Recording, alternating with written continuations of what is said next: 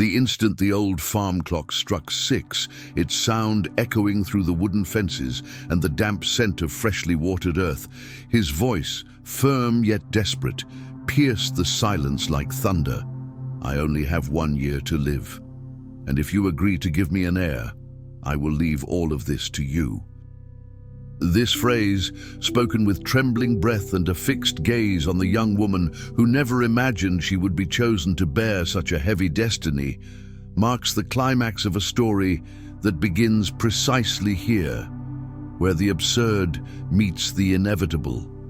In the background, the green hills of the countryside seem to observe the moment as silent witnesses to a promise that no one would dare to make, much less keep. The young woman, still with her arms crossed, tried to understand if this was a cry for help, an indecent proposal, or simply the last gesture of a man fighting against time and against a family that wanted him dead and forgotten. Before she could answer, he finished. "If I die without an heir, they'll take everything, and you're the only person I truly trust." The impact of those words made her heart race, as if destiny itself were being thrust into her hands without warning, without preparation, without choice. This is where the story begins, with a man on the brink of death, a young woman who has never had anything, and an impossible agreement that could change or destroy both their lives. Before we delve into this amazing story, tell me which city and state you're watching from. Leave a comment and I'll reply with gratitude. And while you're at it, subscribe to the channel, turn on notifications, and like this video. We want to share more stories like this. The dawn that day seemed like any other, but it carried a strange feeling, as if the air held a silent weight that no one could explain. The farm was still slowly awakening, with roosters crowing in the distance, the lowing of cows echoing through the valley, and the low-lying mist gradually dissipating as the sun pushed the night back. However, for her, this was just another simple beginning, another routine that demanded nothing more than hard work, silence, and patience. The young woman walked through the yard with the wooden basket in her arms, thinking only about what she needed to do before noon, when the sound of firm footsteps behind her made her stop immediately. It was as if the ground knew who he was, even before his presence was revealed. The owner of the farm, the most feared and respected man in that region, approached with the weight of someone carrying too many secrets for someone with such a short life. As she watched him advance, she couldn't help but cross her arms, as if that simple posture could protect her from everything he represented: authority, mystery, distance, and a shadow of sadness she had never seen so strongly on an adult's face. His gaze met hers, and in that instant, she realized that something terrible had happened, even though he hadn't said a word. He took a deep breath before speaking, as if gathering the last of his courage to form the sentence that would change both their lives forever. But before any explanation could come, she felt the strangeness of seeing him vulnerable, something she never imagined witnessing. For years, she had only seen him as a rigid, solitary man, distant from everything and everyone, someone who protected the farm more than he protected his own life. Now, before her, he seemed broken inside, as if fighting an invisible and relentless enemy. He held his hat in his hands, pressing it tightly, and when he finally opened his mouth, his voice came out low, tense, almost cracked by the truth he carried. He was dying. Not in weeks, not in days, but slowly, deliberately condemned by a diagnosis that had haunted him for months until he could no longer hide it. 1 year of life, maybe less. The young woman felt her heart stop for a moment, and the entire scene around her seemed to slow down, as if nature itself were listening to this revelation with the same astonishment as she was. Before she could react, he took another step, further reducing the distance between them, and added, if he died without an heir, everything, absolutely everything he possessed, land, animals, houses, crops, and the family name, would fall into the hands of the people he feared most, his own relatives, ambitious and cruel men who would turn the farm into an empire of exploitation. It was then that, with his breath caught in his chest and his gaze fixed on her as if she were the only possible escape, he uttered the request that would mark their destiny. He wanted her to marry him and give him an heir before his time ran out. The young woman felt her legs tremble as if the ground had vanished beneath her feet. The wind that passed between them seemed to carry the weight of centuries, and for a second she thought she might faint. It made no sense. She was just a simple girl, raised among crops and chickens, someone who never dreamed of riches or status, much less of being the wife of a man as powerful as him. But what frightened her most was not the request itself. It was the desperate way he made it, as if he truly believed she was his only chance to prevent his story from being erased. His words echoed within her, "You are the only person I trust." And then everything she feared most became real. That man whom everyone saw as a rock, unwavering and distant, was asking her to carry his last wish. She wanted to back away, wanted to say no, wanted to run away as fast as possible, but something in his pain held her in place. He wasn't asking for love, he wasn't asking for companionship, nor for a shared future. He was asking for a legacy, for justice, for protection against those who awaited his death to destroy everything he had built. And the only person who could stop it was her. The silence that filled the yard after that proposal seemed louder than any tractor noise, louder than any storm that had ever fallen on those lands. The young woman tried to take a deep breath, but the air seemed too heavy, as if every particle around her was impregnated with the future he had just placed on her shoulders. She turned her face slightly, looking at the fence as if the simple wood could offer her some kind of answer, but the only thing she found was emptiness. He, realizing the impact he had caused, took another step back, not out of emotional retreat, but out of respect for her space, as if he feared that any sudden movement could cause her to collapse. His voice, when it reappeared, no longer carried the same firmness as the initial request. Now it was lower, more human, more broken, revealing the pain he had been trying to hide from everyone for months. He explained that he had discovered the illness too late, that the doctors had tried to prolong his time, but that the chances now were no more than a year that could shrink to months if his body began to fail faster than expected. He also told her about his brothers, cold men obsessed with power and money who were waiting for the slightest opportunity to seize the farm, destroy their father's memory, and transform everything into property for the cruel exploitation of the employees.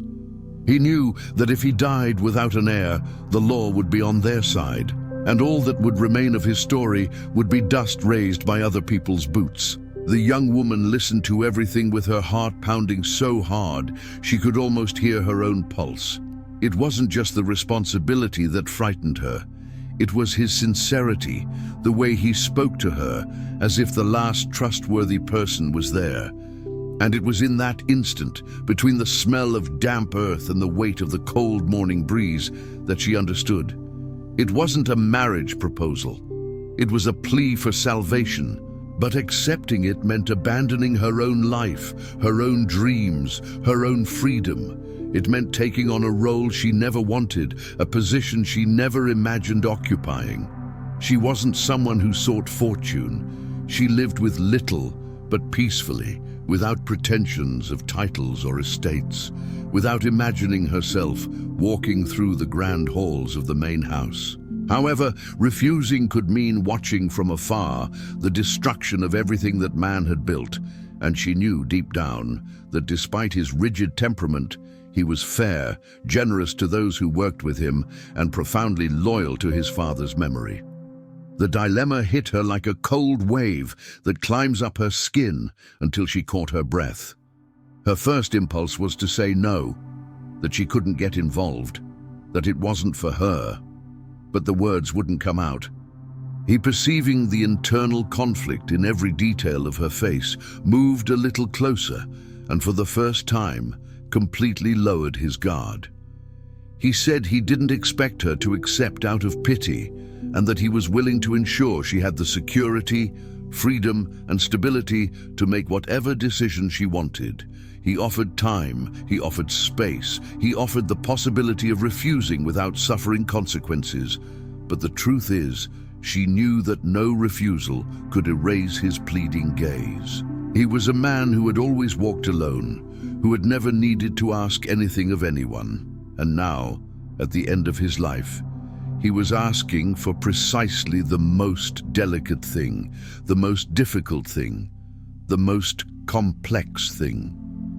As the sun finally broke through the last layer of clouds and gilded the entire field, the young woman realized that destiny was moving too fast for her to run. He then finished with the most sincere voice that had ever come from his mouth.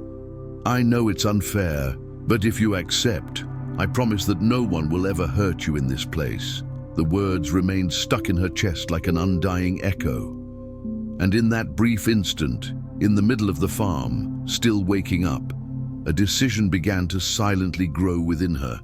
Not out of ambition, but for something much greater, the feeling that perhaps, just perhaps, destiny was calling her name in a way she couldn't ignore. The rest of the morning passed like a blur in her head, as if each step taken in the yard was accompanied by the weight of the choice that had haunted her since the moment he opened his mouth. The basket that had once seemed light now weighed like a stone. The chickens clucking, which always brought normalcy to the day, sounded distant, muffled, almost irrelevant in the face of the magnitude of what was happening. As she walked to the shed to return the tools she had cleaned, she felt her hands sweating, as if her own body was trying to warn her that nothing would be the same from now on. She didn't know how to respond. She didn't know if she should run away, cry, scream, or simply pretend that nothing had happened. But however much she tried to hide behind routine, each repeated gesture reminded her that there was now a countdown somewhere in that man's memory, and that countdown was bringing them closer to a destiny intertwined by necessity, not by choice. As she approached the corral, she noticed some of the workers watching the boss from a distance, whispering, as if sensing that something was about to explode within those lands. The man, however, walked with a firm posture, but a distant gaze, like someone carrying a sentence within his own chest. It was as if, despite his outward toughness, he was falling apart inside, recognizing that he had exposed himself to the only person he never imagined he needed.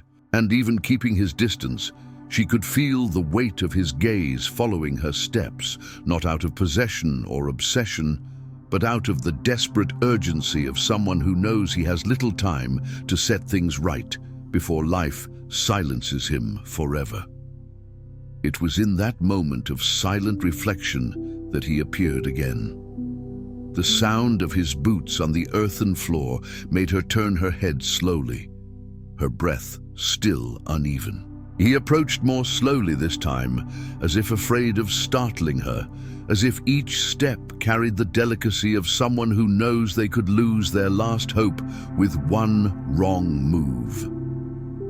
When he finally stopped beside her, he maintained a respectful distance, gazing at the horizon before looking at her. His voice was calmer, almost fragile. "I know I asked you for something impossible. I've had all morning to think. And I know I might have been wrong to put so much pressure on you so suddenly." He took a deep breath, as if trying to hold back his own pain, and continued, "But you deserve to know the whole truth. I didn't ask you this because I had no other options. I asked you because in all these years, you were the only person who treated my family with respect, even without receiving anything in return. The only one who didn't run away from work when others gave up. The only one who looks at people and not at what they have." She felt a tightness in her chest, as if each of his words was a small knife, opening a space for reality to penetrate even deeper. He then turned his face to her, and for the first time since the proposal was made, she saw something in his eyes that she hadn't expected. Fear, real fear. "I'm afraid of dying alone, and of leaving this place in the wrong hands, but I'm even more afraid of pressuring you. If you say no, I accept it. I'll look for another way. I don't want you to think I chose you out of desperation."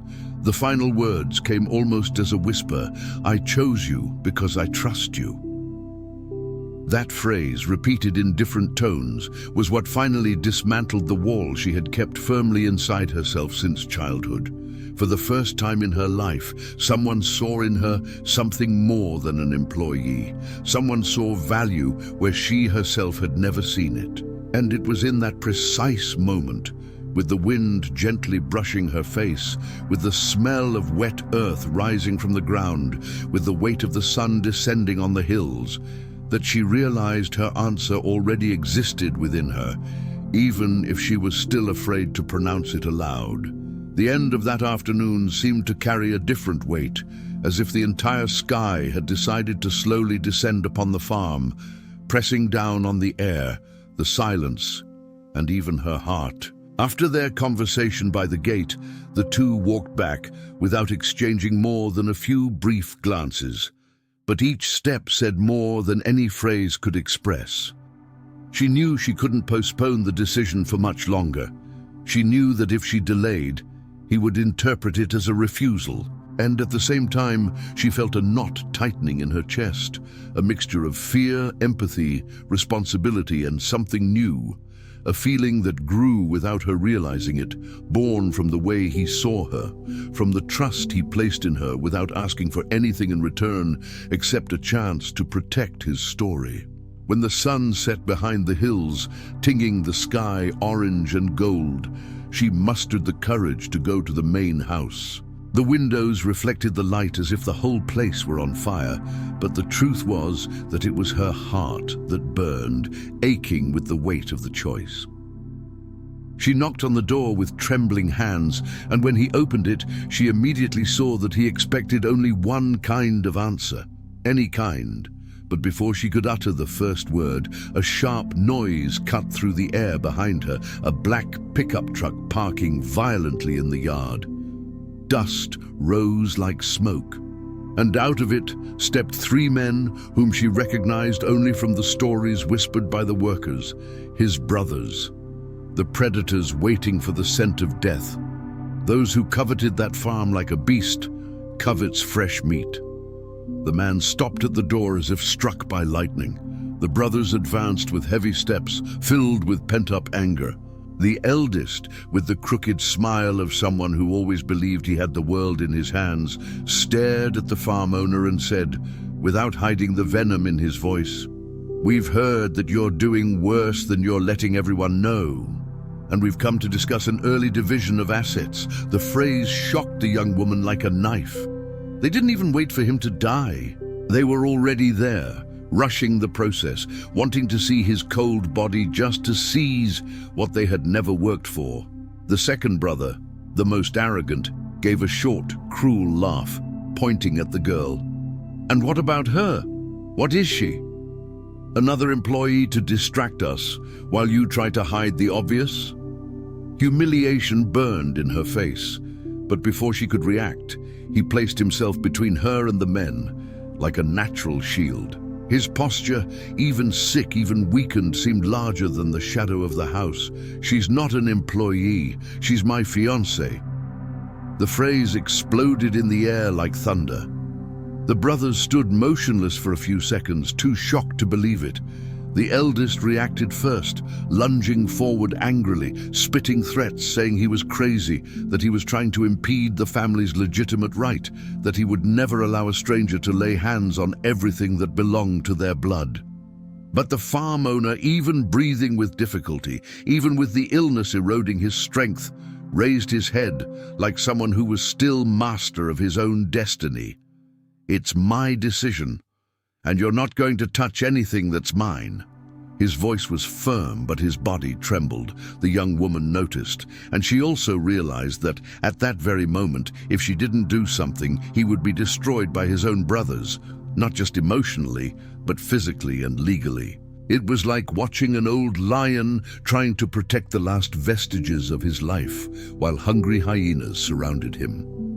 Without a second thought, she stepped forward, placing herself beside him with a firmness she didn't even know she possessed until that moment. She looked directly at her brothers and said, her voice as firm as the earth beneath her feet, "I accepted the marriage proposal. I am his future wife, and I will protect this farm with him." The silence that followed seemed made of stone. The brothers, surprised, perplexed, confused, tried to argue, but at that instant something changed in the air. Perhaps it was the way she lifted her face, how she took a deep breath, how she transformed her own fragility into pure strength. Perhaps it was the way he looked at her, with a mixture of gratitude, relief, and respect that none of them had ever seen on that man's face before.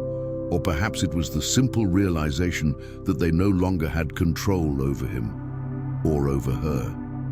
The eldest, realizing they would lose, threatened to take the case to court. The second said he would prove the marriage was sham. The third, the most cowardly, simply cursed and returned to the truck. But none of that mattered. They drove off raising dust, but the dust did not obscure the most important fact. For the first time, he was not alone. As he closed the door, breathless, he leaned against the wall and took a deep breath, as if he had carried the weight of an entire world. She approached, her heart still racing, and whispered, "I didn't do it for the money. I did it because you deserve someone by your side." He tried to smile, but it was a broken, beautiful, sincere smile, full of relief and exhaustion. "And you deserve more than a lifetime of silence."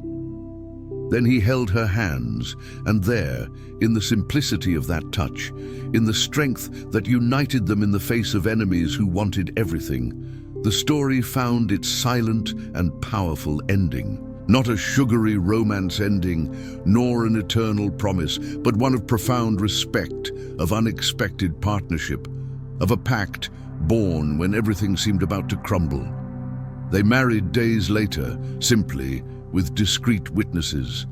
And when the brothers tried to raise accusations, they discovered that he had legally registered everything long before, ensuring that the farm would never fall into the wrong hands. He lived not 1 year, but 2 years, in which she became his strength, his voice, and his rest.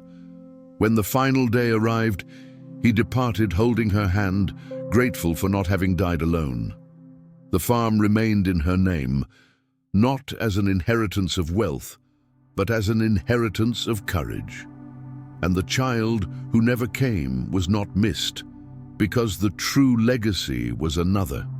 The story of 2 strangers who, united by fate, saved each other at the moment when everything seemed lost.